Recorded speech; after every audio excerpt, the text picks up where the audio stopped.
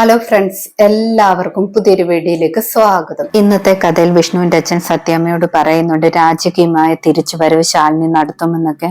ശേഷം കാണിക്കുന്നത് 6 വർഷങ്ങൾ കഴിഞ്ഞുള്ള കഥയാണ്. ശ്യാമയുടെ കുട്ടി ഓടി വന്നിട്ട് കുടുംബ ഫോട്ടോ നോക്കുന്നുണ്ട്. ഫോട്ടോയിൽ നോക്കിയിട്ടാണെങ്കിൽ എല്ലാവരെയും വിളിക്കുകയാണ്. വീട്ടിലുള്ള ഓരോരുത്തരായിട്ട് അവിടേക്ക് വരുന്നുണ്ട്. രോഹിത്തും വിഷ്ണുവും സത്യാമ്മയും വിഷ്ണുവിന്റെ അച്ഛനും ശ്യാമയും എല്ലാവരും അവിടേക്ക് വരുന്നുണ്ട്. എല്ലാരും വന്നതിന് ശേഷം മോള് ചോദിക്കുന്നുണ്ട്, ഈ ഫോട്ടോയിൽ ഒരാളുടെ പിക്ചർ മാത്രം കട്ട് ചെയ്ത് വെച്ചിട്ടുണ്ടല്ലോ, അതാരാണെന്ന് ചോദിക്കുന്നു. കുടുംബ ഫോട്ടോയിൽ ശാലിനിയുടെ പിക്ചർ മാത്രം കട്ട് ചെയ്ത് വെച്ചിട്ടുണ്ട്, അതാണ് കുട്ടി ചോദിക്കുന്നത്. ആ ചോദ്യം കേട്ടിട്ട് എല്ലാവരും മിണ്ടാതെ നിൽക്കുകയാണ്.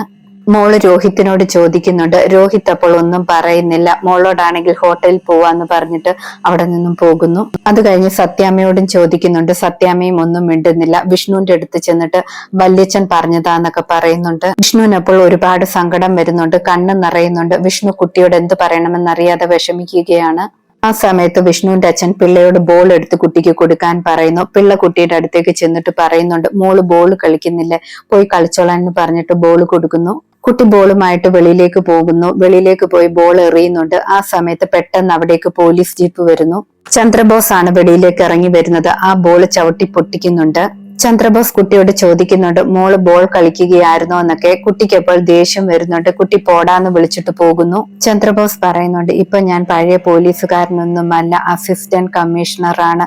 അതിന്റെ ബഹുമാനമൊക്കെ ഇനിയും തൊട്ട് എനിക്ക് വേണമെന്നൊക്കെ പറയുന്നു. എന്തായാലും ആ കുട്ടി എന്നെ ബഹുമാനിച്ചിട്ടില്ല എന്നൊക്കെ പറയുന്നുണ്ട്. അപ്പോൾ കൂടെയുള്ള പോലീസുകാരൻ പറയുന്നുണ്ട്, അത് സത്യാമ്മയുടെ കൊച്ചുമകളല്ലേ, അതുകൊണ്ടാണെന്നൊക്കെ.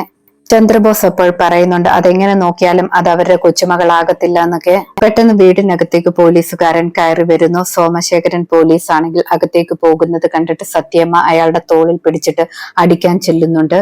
ഉടനെ ചന്ദ്രബോസ് സത്യാമ്മയെന്ന് വിളിച്ച് വിലക്കുന്നുണ്ട്. വിഷ്ണുവിന്റെ അച്ഛൻ ചോദിക്കുന്നുണ്ട് ചന്ദ്രബോസിനോട്, എന്ത് അതിക്രമമാണ് ഇവിടെ കാണിക്കുന്നതെന്ന്.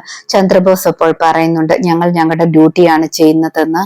ഈ വീടൊന്ന് സെർച്ച് ചെയ്യാൻ വന്നതാണ്, സെർച്ച് വാറന്റും ഉണ്ടെന്ന് പറയുന്നു. അതിനുശേഷം ആ വാറന്റ് പിള്ളയുടെ കൊടുക്കുന്നുണ്ട് വായിക്കാൻ. ആ സമയത്ത് വിഷ്ണുവും അവിടേക്ക് വരുന്നുണ്ട്. പിള്ള വായിച്ചിട്ട് സത്യമാണ്, വാറന്റ് ഉണ്ടെന്നൊക്കെ പറയുന്നു. വിഷ്ണു അപ്പോൾ ചന്ദ്രബോസിനോട് പറയുന്നുണ്ട്, താൻ സെർച്ച് ചെയ്യുന്നതൊക്കെ കൊള്ളാം, ഇവിടെ എന്തെങ്കിലും നാശമുണ്ടാക്കിയാലുണ്ടല്ലോ തന്നെ ഞാൻ വെറുതെ വിടില്ല എന്നൊക്കെ പറയുന്നു. താൻ പണ്ട് കണ്ട വിഷ്ണു അല്ല ഇപ്പോഴുള്ളത്, എനിക്കിപ്പോ ആകാശവും ഭൂമിയും ഒന്നും നോക്കാനില്ല എന്നൊക്കെ പറയുന്നു. ചന്ദ്രബോസും അപ്പോൾ പറയുന്നുണ്ട്, ഞാൻ പഴയ പോലീസുകാരനല്ല, ഇപ്പോൾ അസിസ്റ്റന്റ് കമ്മീഷണർ ആണെന്ന് പറയുന്നു. വിഷ്ണു അപ്പോൾ പറയുന്നുണ്ട്, അത് നിങ്ങൾക്ക് തന്നെയാണ് കുഴപ്പം. നേരത്തെ ആണെങ്കിൽ എന്റെ കയ്യിൽ നിന്ന് തല്ല് വാങ്ങിയിട്ടുണ്ടല്ലോ, ഇപ്പോൾ ഈ പൊസിഷനിൽ ഇരിക്കുമ്പോൾ എന്റെ കയ്യിൽ നിന്നും തല്ല് വാങ്ങുന്നത്, നിങ്ങളുടെ കൂടെയുള്ളവരുടെ മുന്നിൽ വെച്ച് തല്ലുകൊള്ളുന്നത് നിങ്ങൾക്ക് തന്നെയായിരിക്കും നാണക്കേടെന്നൊക്കെ പറയുന്നു. പോലീസുകാരൻ സെർച്ച് ചെയ്തിട്ട് തോക്കുമായിട്ട് വരുന്നുണ്ട്. ആ സമയത്ത് സത്യാമ്മ ചോദിക്കുന്നുണ്ട്, ഇതിനു വേണ്ടിയാണോ നിങ്ങൾ സെർച്ച് ചെയ്തതെന്ന്. ഈ തോക്കിന് എനിക്ക് ലൈസൻസ് ഉള്ളതാണെന്ന് പറയുന്നു. അത് കേൾക്കുമ്പോൾ ചന്ദ്രബോസ് പറയുന്നുണ്ട്, ഇതിന്റെ ലൈസൻസ് അവസാനിച്ചെന്ന്. ജില്ലാ കളക്ടർ ഓർഡർ ചെയ്തിട്ടാണ് സെർച്ചുമായിട്ട് ഞങ്ങൾ വന്നതെന്നൊക്കെ പറയുന്നു. ഇതിന്റെ ലൈസൻസ് പുതുക്കി നിങ്ങൾ എടുത്തിട്ടില്ല, അതുകൊണ്ട് ഇത് ആരുടെ പേരിലാണോ ലൈസൻസ് ഉള്ളത് അവരെ അറസ്റ്റ് ചെയ്യുമെന്നൊക്കെ പറയുന്നു. സത്യാമ്മ ഇപ്പോൾ പറയുന്നുണ്ട്, ഇത് എന്റെ പേരിൽ തന്നെയാണ് ഉള്ളതെന്ന്. വിഷ്ണുവിന്റെ അച്ഛൻ അപ്പോൾ പറയുന്നുണ്ട്, പ്രായമായ സ്ത്രീയല്ലേ, അറസ്റ്റ് ഒഴിവാക്കിക്കൂടെ എന്നൊക്കെ ചോദിക്കുന്നു. ചന്ദ്രബോസ് അപ്പോൾ പറയുന്നുണ്ട്, വേണമെങ്കിൽ ഞാൻ വിചാരിച്ചാൽ ഇത് ഒഴിവാക്കാം, തോക്ക് തിരികെ പോലീസ് സ്റ്റേഷനിലേക്ക് വാങ്ങിയിട്ട് പോകാൻ വേണ്ടി വന്നതാണെന്നൊക്കെ പറയാം, പക്ഷെ ഒരു കണ്ടീഷൻ ഉണ്ടെന്ന് പറയുന്നു.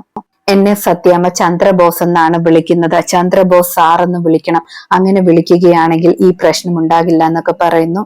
സത്യാമ്മ അത് കേൾക്കുമ്പോൾ ഒരുപാട് ദേഷ്യത്തോടെ വീണ്ടും ചന്ദ്രബോസ് എന്ന് വിളിക്കുകയാണ്. അതോടെ കേൾക്കുമ്പോൾ ചന്ദ്രബോസ് പറയുന്നുണ്ട്, ഇപ്പൊ തന്നെ നിങ്ങളെ അറസ്റ്റ് ചെയ്ത് കൊണ്ടുപോകുമെന്ന്. വിഷ്ണു അപ്പോൾ ഇടയ്ക്ക് കയറി തടയുന്നുണ്ട്. ആ സമയത്ത് വിഷ്ണുവിന്റെ അച്ഛൻ പറയുന്നുണ്ട്, അവർ അവരെ ഡ്യൂട്ടി ചെയ്തേക്കട്ടെ, നീ വിട്ടേക്കാൻ എന്നൊക്കെ പറയുന്നു. വിഷ്ണു അപ്പോൾ പറയുന്നുണ്ട്, അമ്മയുടെ ഭാഗത്ത് ഒരു തെറ്റുമില്ല, അമ്മയാണെങ്കിൽ ലൈസൻസ് ക്യാൻസൽ ആയെന്ന് അറിഞ്ഞ ഉടനെ എന്നോട് പറഞ്ഞതാണ് പുതുക്കിയെടുക്കാനെന്ന്, എന്നിട്ട് എന്റെ കയ്യിൽ ഈ തോക്ക് തന്നതാണ്, ഞാനാണ് മറന്നുപോയത്. അങ്ങനെ നോക്കുകയാണെങ്കിൽ ഈ തോക്ക് കൈവശം വെച്ചിരിക്കുന്നത് ഞാനാണ്, അപ്പോൾ എന്നെയാണ് അറസ്റ്റ് ചെയ്യേണ്ടതെന്ന് വിഷ്ണു പറയുന്നു. ചന്ദ്രബോസ് അപ്പോൾ പറയുന്നുണ്ട്, ഇത് കള്ളക്കഥയാണെന്നൊക്കെ എനിക്ക് മനസ്സിലാകും, പക്ഷെ എനിക്ക് നിന്നെ ആയാലും മതി, നിന്നെ തന്നെയാണ് വേണ്ടത്, അതുകൊണ്ട് നീ വന്നോളാൻ എന്നൊക്കെ പറയുന്നു. ചന്ദ്രബോസും കൂട്ടരും വിഷ്ണുവിനെ ജീപ്പിൽ കയറ്റി കൊണ്ടുപോകുന്നു. സത്യാമ്മയും എല്ലാവരും സങ്കടത്തോടെ നോക്കി നിൽക്കുന്നു. ശ്യാമയുടെ മകള് ചോദിക്കുന്നുണ്ട്, വലിയച്ഛനെ പോലീസ് തല്ലുമോ എന്നൊക്കെ. മോള് വിഷ്ണുവിന്റെ അച്ഛനോടും ചോദിക്കുന്നുണ്ട്, എന്തിനാണ് വല്യച്ഛനെ പോലീസ് കൊണ്ടുപോയതെന്ന്. അപ്പോൾ വിഷ്ണുവിന്റെ അച്ഛൻ പറയുന്നുണ്ട്, ഇത് ശത്രുക്കളുടെ നാശത്തിന്റെ തുടക്കമാണെന്ന്. പാണ്ഡവരുടെ യുദ്ധസമയത്ത് മധുരയിൽ നിന്നും വന്ന കൃഷ്ണൻ സഹായിച്ച കാര്യം പറയുന്നു. അതുപോലെ ഈ വീടിനെയും ഈ നാടിനെയും രക്ഷിക്കാൻ ആള് വരുമെന്ന് പറയുന്നു.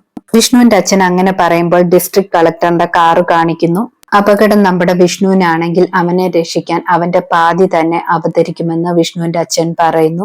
അതിനുശേഷം കാറിൽ വന്നുകൊണ്ടിരിക്കുന്ന ശാലിനിയാണ് കാണിക്കുന്നത്. ഇന്നത്തെ കഥ ഇതോടെ അവസാനിക്കുന്നു. പുതിയൊരു കഥയുമായി വീണ്ടും കാണാം. താങ്ക്